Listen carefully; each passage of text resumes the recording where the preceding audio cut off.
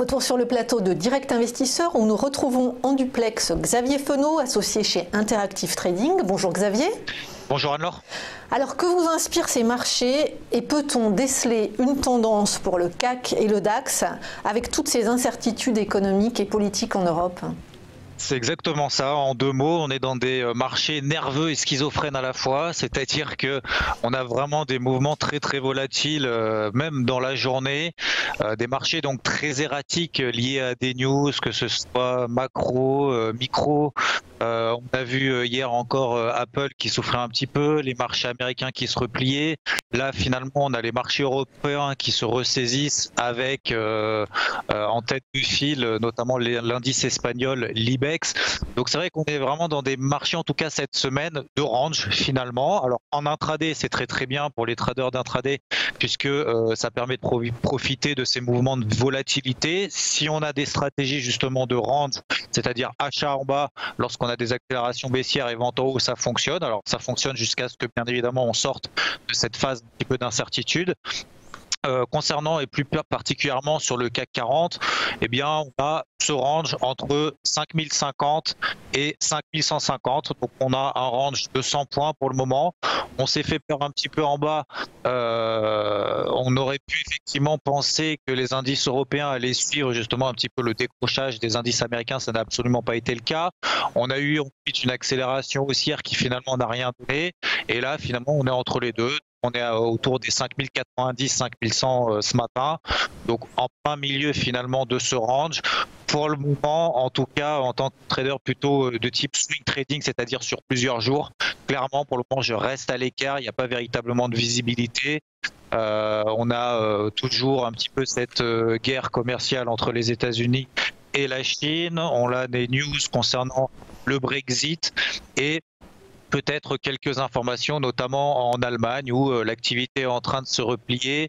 On a des prévisions peut-être de croissance moins fortes que ce qui est prévu, mais pour le moment les marchés tiennent. On reste toujours dans des tendances de fond particulièrement haussières. Donc en tout cas, concernant, je pense qu'il va falloir attendre encore quelques jours, quelques séances avant d'y voir un peu plus clair. Oui, c'est curieux finalement que le DAX est si peu décroché alors que c'est quand même pas une petite nouvelle que la croissance, que l'économie allemande recule plutôt qu'elle soit en croissance au troisième trimestre 2018. C'est quand même la locomotive de l'Europe là qui s'essouffle.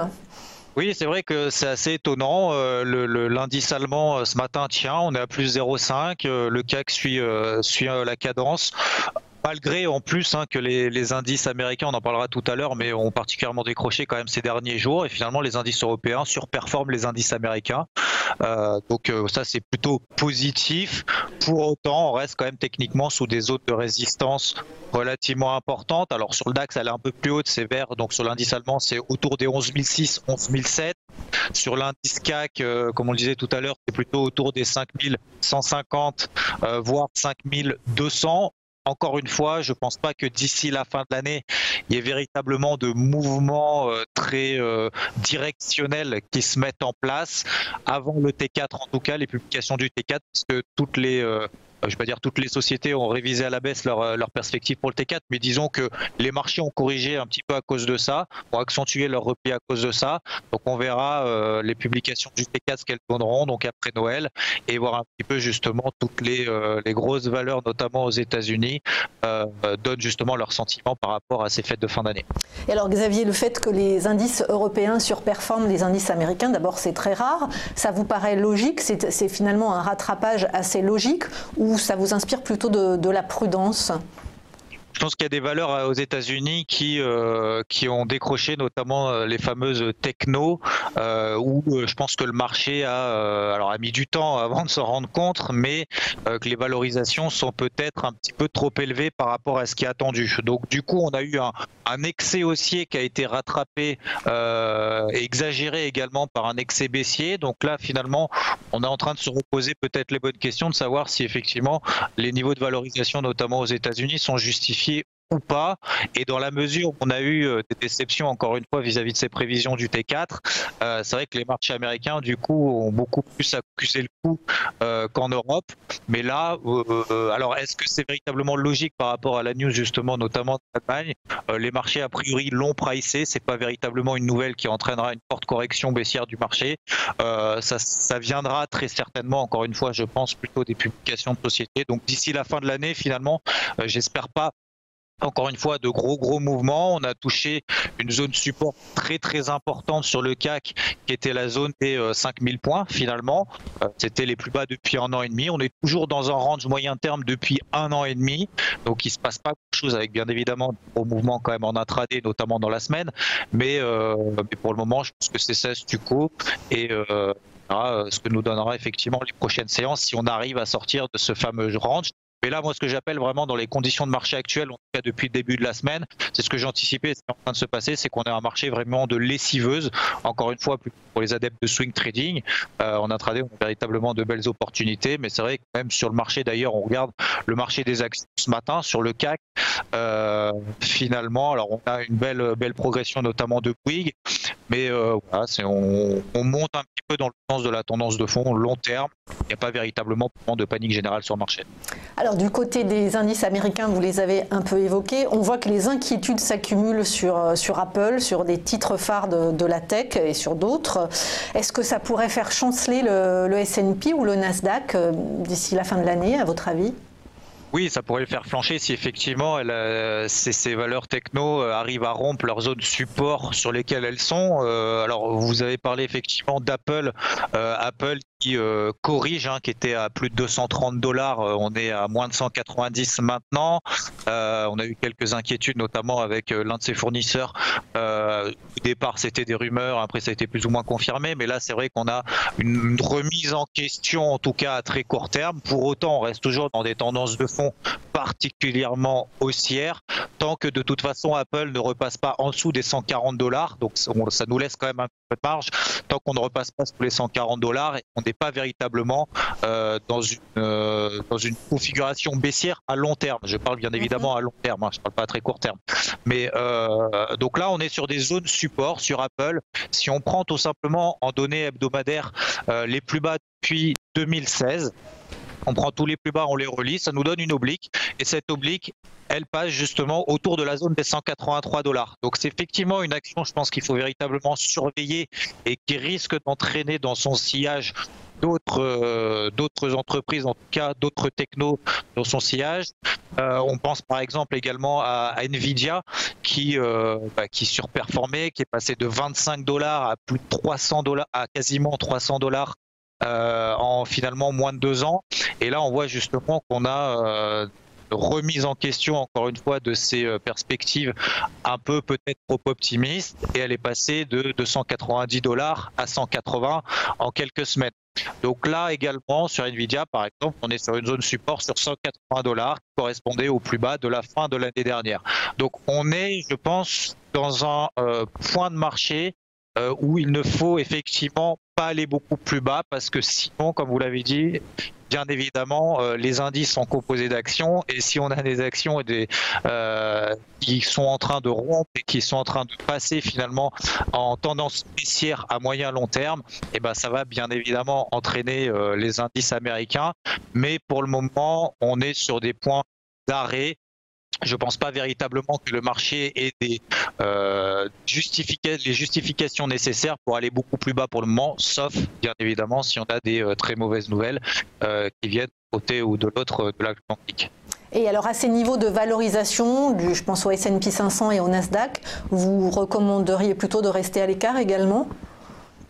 Oui, là encore une fois, on est dans les lessiveuses. Alors tout dépend bien évidemment sur l'unité de temps sur laquelle on opère. Si on opère sur du très court terme, en tout cas aujourd'hui, visiblement les indices ont l'intention pour le moment de tenir les plus bas d'hier et pourquoi pas de relancer un petit peu la machine avec, bien évidemment, en privilégiant plutôt les indices européens parce qu'ils surperforment, c'est-à-dire qu'a priori, ils montent plus rapidement que les indices américains et lorsque les indices américains baissent, ils baissent de manière moindre. Donc du coup, c'est plus intéressant de privilégier les indices européens. Après, si on se place sur une stratégie plutôt de moyen terme, je pense que oui, on a un timing d'intervention intéressant d'un point de vue vraiment purement technique et plutôt de ratio potentiel sur risque, parce qu'on est toujours dans une tendance de fond haussière et depuis un an on est dans un range horizontal, donc on a 75% de chances de sortir du range sur lequel on est depuis maintenant un an sur les indices américains. Ça ne veut pas dire qu'on a 100% de chance, mais on a quand même plus de probabilité de réussite qu'on en sorte par le haut. Après, il n'y a pas véritablement de justification, donc pour un opérateur, je pense, de moyen terme, je pense qu'il faut attendre peut-être un petit peu plus bas éventuellement, notamment sur le SP500, la zone support, c'est 2600 points. Après, c'est vrai qu'il vaut mieux peut-être attendre encore une fois quelques semaines, laisser passer les publications d'entreprises et toutes ces révisions à la baisse, notamment qu'on a eu par exemple sur Amazon, qui a particulièrement déçu le marché avec ces révisions avant finalement les fêtes de fin d'année. Donc le marché a corrigé ça. Maintenant, il va falloir voir si elle est capable d'atteindre les objectifs qu'elle s'est fixés, voire même de dépasser les nouvelles attentes du marché. Et alors on termine avec vous, Xavier, sur le pétrole. Alors donc face au stock de plus en plus abondant, l'OPEP envisage de réduire son offre. Du coup, vers quel niveau de cours pourrait se stabiliser le Brent et le WTI ? Alors on est déjà en train de se stabiliser sur le WTI et le Brent depuis 2 jours maintenant, autour des $55 sur le WTI. Alors on est effectivement dans un actif quand même très violent, où on a des tendances quand même qui se mettent en place de manière vraiment très très rapide. Donc il faut être tout de suite dans le wagon, parce que sinon après on n'a plus de timing d'intervention très intéressant, et après on essaye d'aller finalement contre une tendance quand même qui est vraiment très très puissante. Mais là sur le WTI, si on prend les plus hauts de 2017, en tout cas du début de l'année 2017, et qu'on trace tout simplement une ligne horizontale avec une oblique qui passe par les plus bas depuis début 2016 et qui relie également les plus bas de 2017, on est justement sur cette zone des $55. Donc pour le moment, on est en train de se stabiliser. Après, effectivement, il y a l'OPEP éventuellement qui est en train, enfin en tout cas, je ne sais pas si c'est des rumeurs ou pas, mais potentiellement qui vont réduire leur offre, parce qu'effectivement, comme vous l'avez dit, on a toutes les semaines les publications de stocks de pétrole aux États-Unis, donc qui vont être publiées tout à l'heure à 17h, et toutes les semaines, depuis des semaines, on a les stocks qui sont beaucoup plus importants que ce que le marché attend. Donc effectivement, on a cette loi de l'offre et la demande, donc on a une offre qui est beaucoup plus importante que la demande. Éventuellement, on met aussi ça sur le dos du fait que le marché anticipe une croissance mondiale moins forte que ce qui est prévu. Donc bien évidemment, ça réduit encore les perspectives de demande vis-à-vis du pétrole en particulier.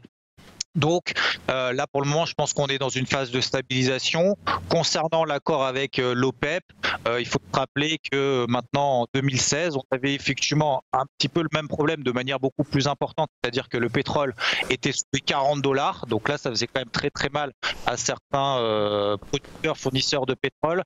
Donc et l'OPEP a mis quand même plusieurs mois avant de s'accorder à une réduction globale de la production de barils par jour, et ensuite on a eu un mouvement aussi qui s'est mis en place, donc ça peut durer quand même plusieurs mois avant qu'ils se mettent véritablement d'accord. Mais là techniquement on est véritablement sur un point d'arrêt de la dynamique baissière.